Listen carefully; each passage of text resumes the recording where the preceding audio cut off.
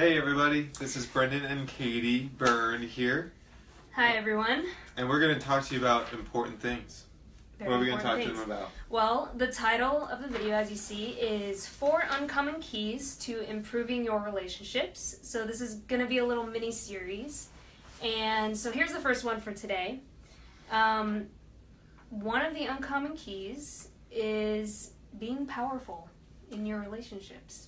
It's actually incredibly important to build a healthy relationship is knowing how to come powerfully in each relationship and each person showing up fully. And we want to give you guys some keys on how to do that. And I guarantee you it'll make a difference in your relationships. Yeah.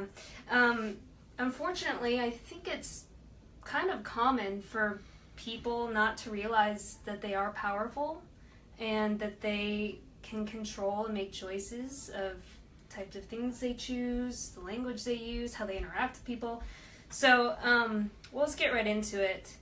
Brendon, why don't you share what are some ways that we give up power? Before we go into explaining how you can be powerful, what are some ways that we give up our power? Yeah, so one of the most common ways we give up our power is when we choose to react to the world rather than respond to the world. And ultimately what we're doing is we're saying, I'm not in control of my own actions. I have an excuse to behave or think or do something because of some external circumstance. Or person. Too. So what we're talking about is to be able to show up fully powerful is to be able to not live in reaction. And so an example of living in reaction, so one of the ways we do this, say if I'm giving up my power to a person in a relationship. Say me and Katie, even though she's so lovely and wonderful, sometimes we get in fights, right? And it's never my fault. No. But say we're getting in a fight, and say she says something that triggers me, just hits my heart, and even if I misunderstood, no matter what, I feel all of a sudden I have a right to lash out back, get angry or yell or respond in a way that I actually don't like it when I respond that way. But because she triggered me, all of a sudden I feel I have a right to respond this way. I have a right to react to this situation. When I choose to react, that is me giving up my power and living in reaction instead of being able to how I'm behaving or yes. whoever else. So ultimately, I just gave my power to Katie and saying, when you do this, you actually have control of me. I actually respond in a way I don't want to. Yeah. And so that would be an example. Yeah, common language around that helps identify if that's happening is they made me. Or, if it's a circumstance like that made me so mad, or they made me lash out and be mad back at them, So that's just some language you can be aware of to see if that's happening. Yeah, some other random languages that help you know that there is powerlessness going on, living in reaction, are things like I have to. Yeah, it's a big one. That is saying that something outside of us is making us do it. And it is a mindset that actually hinders us quite a bit. It keeps us from owning our choices, from living, fully choosing what we do. Yeah. So even beyond relationships, here's another little small example of a day-to-day thing. Say someone wasn't paying attention and their shopping cart, they let go of it and it hit your car and it dented it. Yes, that does suck, but you have a choice on how to respond to that. You have a choice if that's going to ruin your day. You have a choice of the attitude that you're going to have, maybe how you respond to that person. So that's a really small kind of a day-to-day example, but I have a question of, Brendon, what does that look like then when it's a big thing, like sexual molestation, Yeah. You are victimized in that. You are kind of powerless when the trauma happens or when you're being abused. So what does that look like? Yes. To be powerless in that? Definitely. You can always choose to be powerful. And so even in circumstances where there actually is clear victimization happening, like sexual abuse. Yeah, or where there really is no control that you have and it's, happening to you. And something happens to you and there's trauma and there's pain and in those actual moments there may be, obviously you're not in control, there is victimization happening, but where you do have control over, where you do have choice, is how you choose to think and respond and behave afterwards. And this isn't in any way meant to belittle or minimize the hardship and the trauma of serious events like that. Those are very difficult, but where we can actually choose to enter into powerlessness is when all we do is empathize and allow someone to stay victimized, not just victimized in that moment, but they stay victimized throughout their life because they continue to choose to live in reaction instead of responding. So one of the ways that we can move beyond that is ask ourselves, am I still living in reaction to those events, and how can I choose how I respond, how I think about it, how I show up. Yeah. So I think that's a perfect segue into, so what is a powerful person? What does a powerful person look like? And I think even using some of those examples would be helpful. But first, I think it would be good to debunk maybe a common belief of what being a powerful person is. I think a lot of people think being powerful is overbearing, or like kind of bulldozing people, or trying to control people and being a really strong personality type, when in fact that's not powerful at all. In fact, it's kind of the opposite, but we can explain that a little bit more. So why don't we use an example of the fight that you mentioned in what we just talked about a few minutes ago. What would it look like for you then to be powerful in that kind of scenario? Yeah, so being powerful means you 100% own your own choices. You are responsible solely for you. So in that fight, I actually gave up responsibility for my choices to Katie. I said, because you triggered me, because you're being a jerk or whatever, I have a right to be a jerk back or to lose my control, and all that kind of stuff, and get angry. All of a sudden, I was no longer responsible for me. I made her responsible for my actions. That's powerless.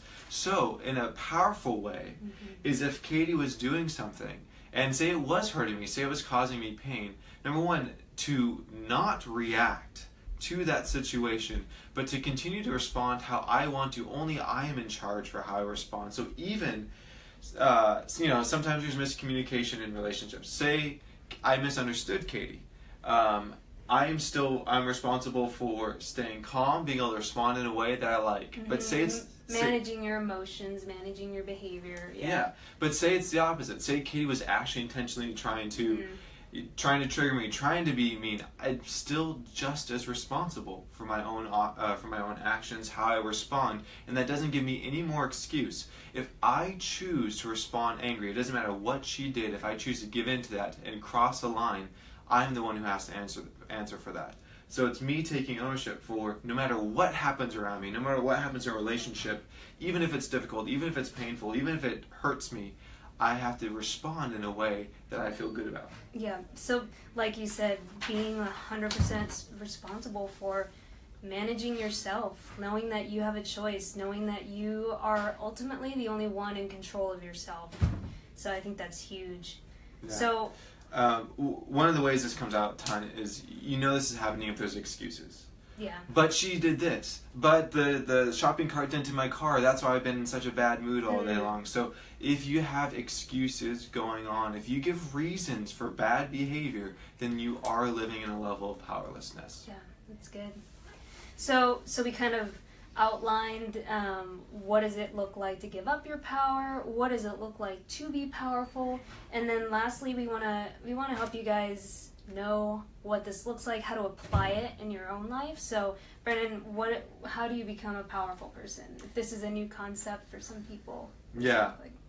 First of all, what you should do is take a look at your life.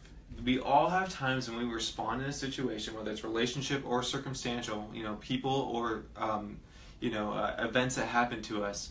Look at the ways when you've responded in a way that you're not proud of, in a way that you wished you would have responded differently. You gave in when you shouldn't have. And first of all, write down all of those ways, that all the times when you've actually given your control over to a circumstance has gotten you to react to a situation rather than you choosing how to respond. So that first part is being aware and starting to take notice of that. Write down all the times you've used excuses, right? All the times you use I have to's, or I don't have enough time. Yeah, or they made me, or it made me. So, yeah. Those are examples, yeah. Totally. So getting that awareness and getting that out. And then step 2 has to do with, you need to start proactively finding out how you want to respond to a situation. If you don't have an idea of how you want to respond, then you will react, because that will be the only thing that reaction is the most emotional response. It's the most heightened natural go-to, and often it's not how we would like to have responded if we could go back in time. Yeah. So really you've got to have a vision. So for me, it'd be, if say in the whole fighting situation, for me it's before we have gotten into a fight, I spend time thinking of, Brendon, I'm sure there'll be a time when you get in a fight with Katie again in the future. In that future, how would you like to respond so you feel good about how you responded to her and you didn't just give into a reaction? What is that going to look like for you? Envision it, visualize it, so that the next time I get into that situation, I get to choose how I respond, and that way it's that much easier for me in that moment. Yeah, and just to use the shopping cart example as the little smaller one, but like thinking, all right, if you lashed out or reacted towards that person, you're like, oh, this just ruins my day. You know, next time if something similar happens, you'd be like, you know what? I can't control that. It happened. That's life. And I'm going to move on. I'm going to choose to not let it wreck my day. I'm going to choose to be in a good, have a good attitude and choose joy. And that's what it would look like just for kind of more smaller day-to-day things as well. So. Yeah. So this is the first point of 4 uncommon keys that we're going to give you to really help your relationships. And so the next 3 we'll be giving to you guys soon. Yep. All right. See you guys then. Bye. I'm stalling while Katie turns off the camera. Hi!